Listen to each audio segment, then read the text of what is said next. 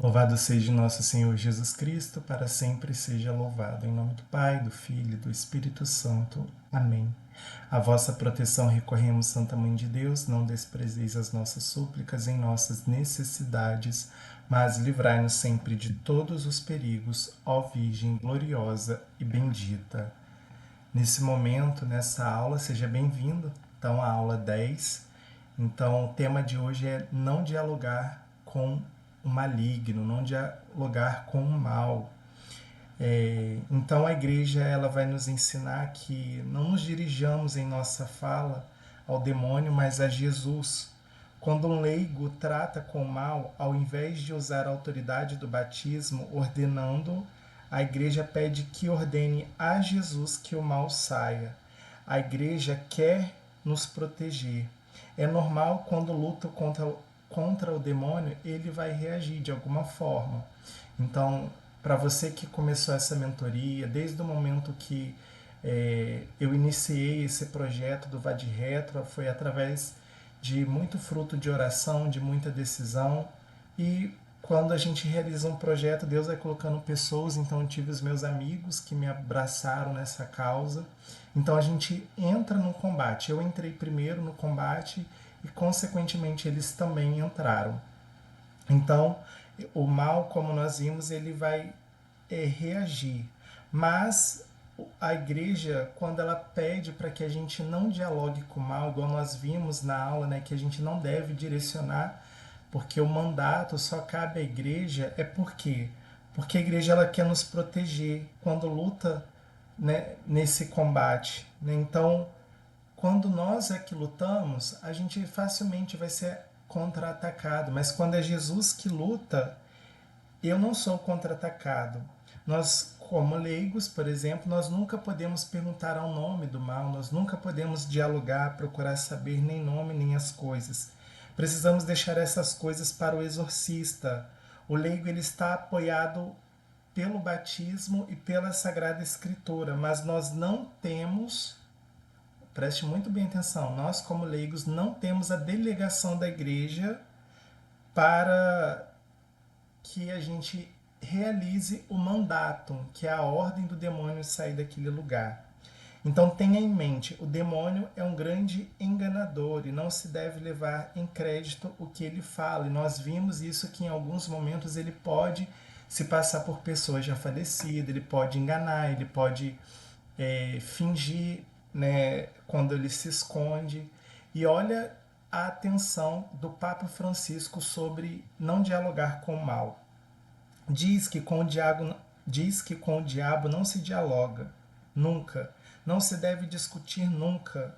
Jesus nunca dialogou com o diabo, ele o expulsou e no deserto, com as tentações, não respondeu com diálogo, simplesmente respondeu com as palavras da Sagrada Escritura, com a palavra de Deus.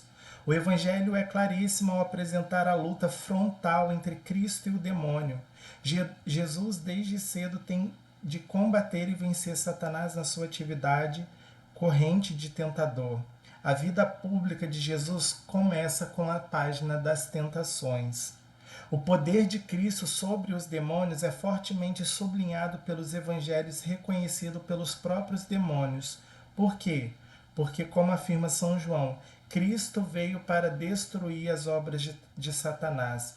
Veio, como vai dizer o próprio Jesus, para destruir o reino do demônio e instaurar o reino de Deus. Então ele destrói as obras do demônio para a implementação do reino de salvação de Deus.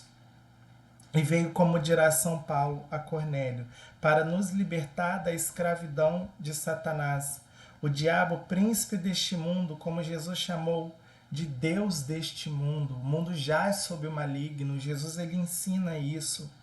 Jesus é o mais forte, ele é o grandioso, é ele quem desarma e tira tudo dele o que ele tinha usurpado dos seus. Ele tira da boca do leão as almas que foram aprisionadas pelo mal. A Bíblia fala do demônio mais de 1000 vezes. No Novo Testamento, alguém calculou 568 referências ao demônio. Quem não acredita no demônio não compreende a obra de Cristo. Então, para você entender o porquê que Cristo vem, você tem que buscar as raízes, né, da história da salvação. São Cipriano ele vai dizer assim: vem ouvir com teus próprios ouvidos os demônios, vem vê-los com teus olhos nos momentos em que, cedendo às nossas esconjuras, aos nossos flagelos espirituais e à tortura de nossas palavras, abandonam os corpos nesta característica apologética. Parece que atualmente nos encontramos exatamente na posição oposta. Os cristãos já não encontram qualquer compreensão e o auxílio na igreja, dirigindo-se aos magos e outras religiões e seitas. Então, pelo desespero do sofrimento, muitas pessoas já não recorrem a essa doutrina da salvação. Pelo desespero, muitas pessoas já abandonam o Senhor Deus, já abandonam o Cristo vivo e ressuscitado e se entregam a fábulas, né? E isso é bíblico, inclusive, né? Das falsas doutrinas que vai dizer nas cartas de Paulo que haveriam os anticristos, né, no final dos tempos. Santo Antão, São Pacômio, São Hilarião não se retiraram para o deserto para fugirem do mundo. Eles eram padres do deserto, né? Mas para combaterem o demônio que, segundo a antiga tradição, tem no deserto a sua morada preferida. Por isso que nós precisamos ter medo de casas e lugares áridos e vazios demais. Por quê? Porque ali, se não tiver a presença de Deus, pode ser que esteja. Então, não só de casas e estrutura, mas pessoas que estão vazias, pessoas que não têm Deus. Pode ser que ali seja a porta também de entronização do mal. A luta contra o demônio para libertar a humanidade dos assaltos de Satanás é o objetivo principal dos monges, que, acabadas as perseguições da igreja e acabadas as épocas dos mártires, se tornam deste mundo combatentes de primeira linha. Antigamente era muito mais forte nos lugares do mundo a questão da perseguição à igreja, o martírio, enfim. Tem alguns lugares que atualmente são, mas os monges, os mosteiros, né, os religiosos, eles ficam nos seus mosteiros combatendo o mal diretamente, rezando pela igreja, rezando pelo mundo, rezando pela conversão, para que a ira de Deus não recaia sobre a face da terra. Então, uma coisa importante também, que atualmente um sacerdote, quando recebe a missão de ser exorcista, ele praticamente recebe do bispo ou da igreja assim, ó, se vira. O bispo vai e ordena ele, mas às vezes não recebem o suporte necessário e ele tem que aprender na marra. E às vezes Deus faz isso quando ele quer fazer crescer nesse ministério os sacerdotes, a quem ele chama para combater em linha de frente contra o mal. A luta contra o demônio deve ser levada até o fim por todos. É um dos princípios fundamentais da vida espiritual cristã, como nos ensina a tradição monástica. A ação ordinária do demônio é a tentação. E qual que é a ação extraordinária? Nós vimos que é o caso da, por exemplo, a possessão. A ação ordinária é a tentação. Tudo começa na tentação, porque o pecado ele é muito pior do que a possessão. Então é muito melhor para o demônio fazer você pecar, porque o demônio ele não pode entrar no seu corpo e obrigar você a pecar. Isso é uma decisão do livre-arbítrio da alma. Então Deus ele restringe esse poder do demônio. O demônio não pode, tipo assim, fazer você pecar. Ele não pode controlar o seu corpo para que você peque. Mas ele pode colocar situações, pessoas, inflamar sentimentos e emoções que vão levar você ao pecado. Mas entrar em você e fazer você cometer o pecado, ele não pode. Por quê? Porque a ação dele é limitada. Então, o exorcismo, por exemplo, né, que é um sacramental, como nós vimos, ele é, antes de tudo, um serviço pastoral, de amor. Quando a igreja ela faz nascer esse ministério de exorcismo, é por amor às almas, por amor às pessoas. É para poder salvar e arrancar as almas, aquelas pessoas sofredoras que estão amarradas pelo poder do mal. Então é sobretudo um ministério de conforto e aproximação a Deus e à igreja. Por quê? Porque ele conforta, ele consola, é um ministério que dá força, é um ministério que traz a bênção. Então ele é um ministério pastoral que fortifica. Já no campo da oração de libertação, como nós vimos, na ausência de um exorcista, lembra que nós vimos isso? Na ausência de um exorcista, nós podemos fazer a oração de libertação. Vamos supor que aconteceu de você estar num lugar e a pessoa ela manifestar e você não deu tempo de buscar um padre para confessar, para socorrer aquela pessoa. Faz um ato de contrição, pede perdão a Deus, mas faz um ato de contrição perfeita. Fala com Deus que você vai, assim que possível, buscar o sacramento da confissão e socorre aquela pessoa que estiver sofrendo. E pode sim fazer a oração de libertação. E na hora que você fizer a oração, já leve em consideração naquele momento que você já está recebendo de Deus o perdão pelo ato perfeito de contrição. E aí você vai em missão. Mas sem antes ter um arrependimento de coração sincero, não entra nesse campo. Então as orações de libertação têm um duplo efeito. Primeiramente, elas são mais eficazes nos exorcismos. Geralmente fazem orações de cura e libertação, por isso é mais pertinente nos casos em que é necessária a cura, porque às vezes, tendo a cura interior, a libertação ela vem por consequência. Depois é precisamente a partir de uma série de orações de libertação, notando as reações da pessoa, os resultados que se evidencia, se são necessários ou não exorcismo, porque às vezes numa oração de cura interior ou de libertação não vai ser mais necessário o serviço do exorcismo. Em geral, se não há reações, as orações de libertação também não haverá em relação aos exorcismos. Olha que interessante. Então, se você está rezando por uma pessoa de libertação, ela não manifestou nada, provavelmente se ela for para um exorcismo, ela não vai manifestar também. Então, em geral, seria isso. Ou seja, não se trata de malefícios, mas se trata de males que devem ser curados por via médica, porque às vezes a pessoa ela tá ali com algum problema, mas é através da medicina que ela vai receber a cura e a libertação dela. Os exorcismos, eles são indicados especificamente em casos mais graves, quando já tem os casos pré-ternaturais que nós vimos, levitação, repulsa a objetos, falar em línguas estranhas, por exemplo, que a pessoa não conhece, a pessoa nunca estudou um idioma, por exemplo, mandarim, a pessoa nunca estudou mandarim e fala mandarim fluentemente, aversão ao sagrado. Por exemplo, o padre Gabriel Amorfi conta que ele foi fazer um exorcismo uma vez e o demônio falou que ia fazer uma pessoa vomitar um rádio, aparelho de rádio inteiro. A pessoa ela foi expelindo as peças do rádio todo, até formar um rádio. E os exorcistas falam que o rádio, as peças eles vão se formando na hora da garganta para fora, não vem de dentro. Então nós vimos que o demônio ele não pode, por exemplo, fazer um órgão surgir do nada, mas ele pode transportar um objeto de um lugar para o outro. Então provavelmente, digamos, seria isso, né?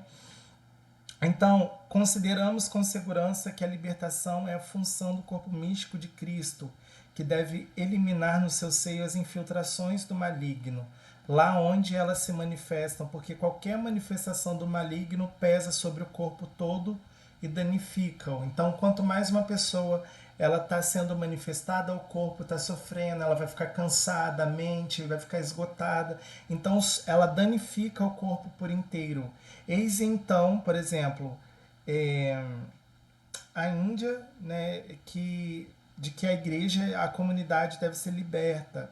Padre Gabriel Amorfi afirma que a oração de libertação muitas vezes chega a substituir o exorcismo. O louvor ele existe uma ação extraordinária e libera uma força poderosíssima. Quem vai ensinar isso é o Padre Gabriel Amorfi. A força da palavra de Deus.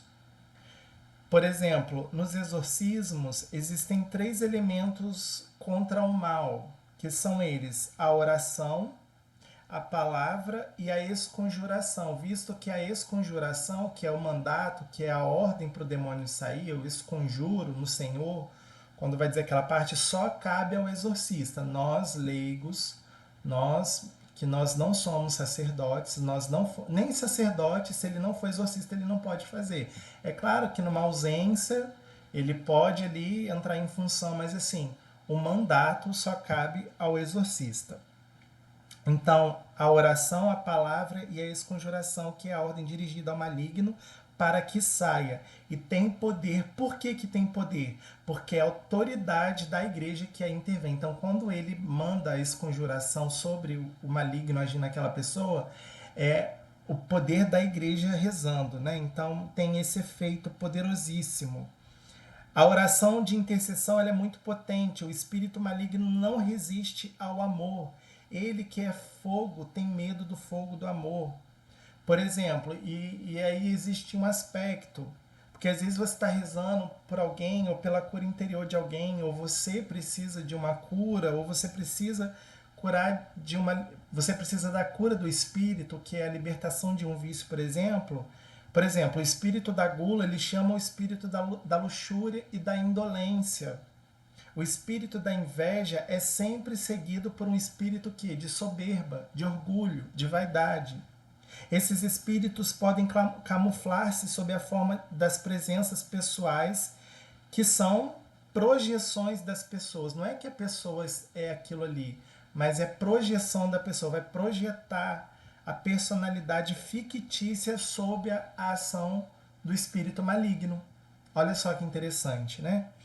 Então, os espíritos malignos também induzem os homens fracos de conhecimento ao erro da heresia, porque leva à ruptura do corpo de Cristo. Por que tem muita gente ensinando coisa sem pé nem cabeça? Porque é fraco de espírito, o demônio usa da situação desse intelecto frágil, não busca sabedoria e verdade, então o intelecto é afetado, é atacado.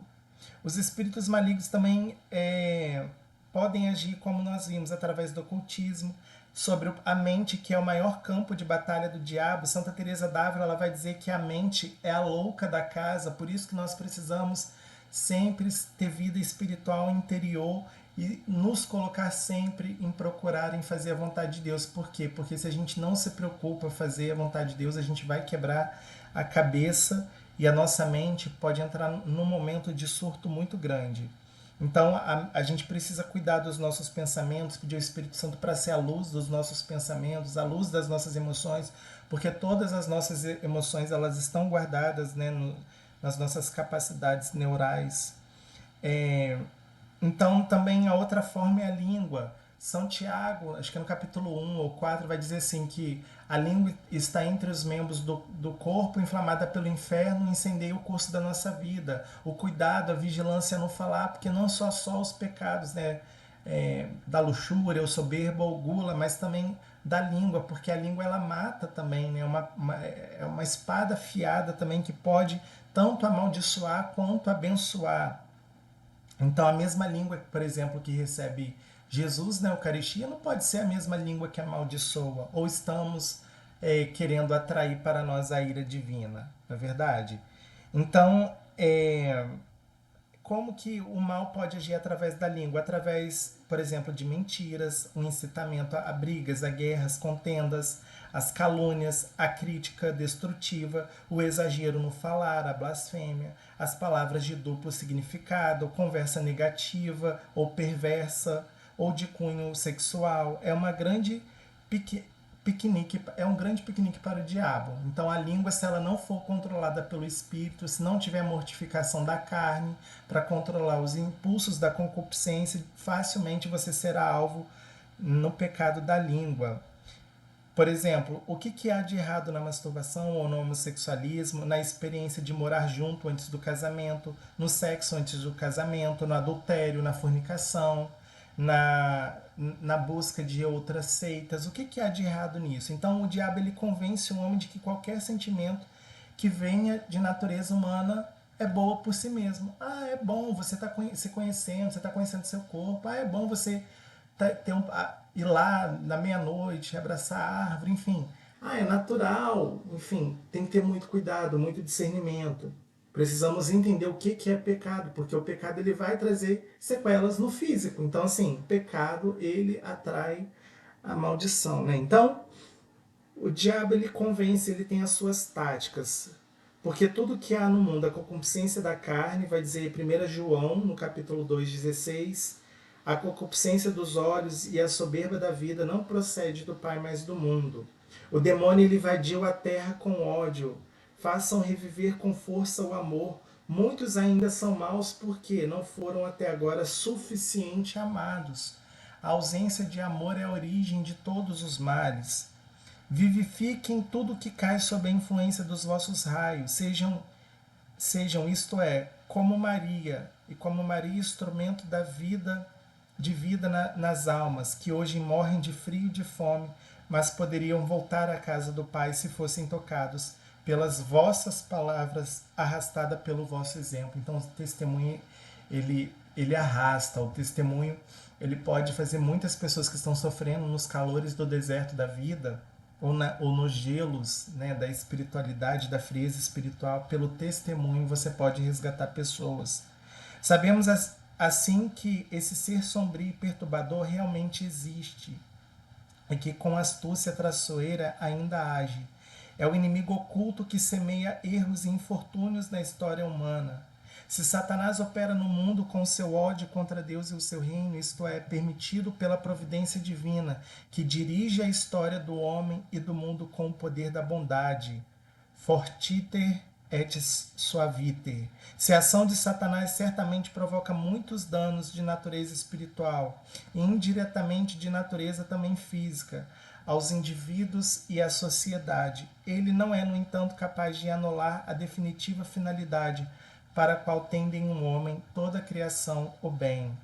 O Papa Wojtyla, que era o Papa João Paulo II, conclui afirmando: a Igreja participa da vitória de Cristo sobre o diabo. Então, se nós estivermos aliados com a Igreja, nós venceremos. Por quê? Porque a Igreja nos dá os tesouros que Cristo nos deu para vencer a nós mesmos, o mundo e o demônio. O cânon 1172 do Código de Direito Canônico declara que a ninguém é lícito proferir exorcismo sobre pessoas possessas, a não ser que o ordinário do lugar, ou seja, o bispo, tenha concedido peculiar e explícita licença para o tanto. Determina também que esta licença só pode ser concedida pelo ordinário do lugar a um presbítero dotado de piedade, sabedoria, prudência e integridade de vida.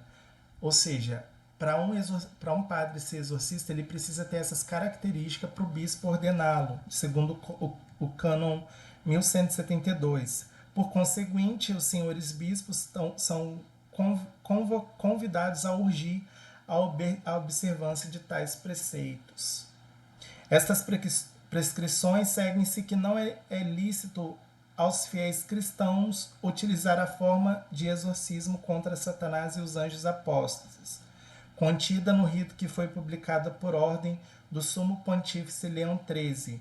Muito menos lhe é lícito aplicar o texto inteiro deste exorcismo. Os bispos tratem de admoestar os fiéis a propósito, desde que haja necessidade. Então, só se tiver necessidade, aquele exorcismo do Papa Leão XIII, que ficou tão famoso, aqui o cânon está dizendo que só os padres que podem fazer. Por fim, pelas mesmas razões, o senhor bispo são solicitados a que vigiem para que, mesmo que nos casos que pareçam revelar algum influxo do diabo, com a exclusão da autêntica possessão diabólica, pessoas não devidamente autorizadas não orientem reuniões nas quais se façam orações para a expulsão do demônio, orações que diretamente interpelem os demônios ou manifestem o anseio de conhecer a identidade dos mesmos. Então, a igreja ela anda sob a obediência. Não é para sair aí fazendo exorcismo, nós não estamos sendo formados nesse momento, porque nós não somos... claro que talvez pode ser que tenha padre fazendo esse momento agora, pode ser que tenha seminarista que tenha fazendo, que vai fazer esse curso, pode ser que você tenha desejo de ser padre, ou que você tenha desejo de servir no Ministério de Oração por Cura e Libertação, mas tudo nós devemos estar em obediência e unidade com a Santa Igreja, estar em obediência ao bispo local, ao pároco, aos movimentos que são responsáveis pelos ministérios de oração, porque se a gente anda na desobediência, a gente corre um grande risco e também alvo fácil do maligno. Glória ao Pai, ao Filho e ao Espírito Santo, como era no princípio, agora e sempre. Amém.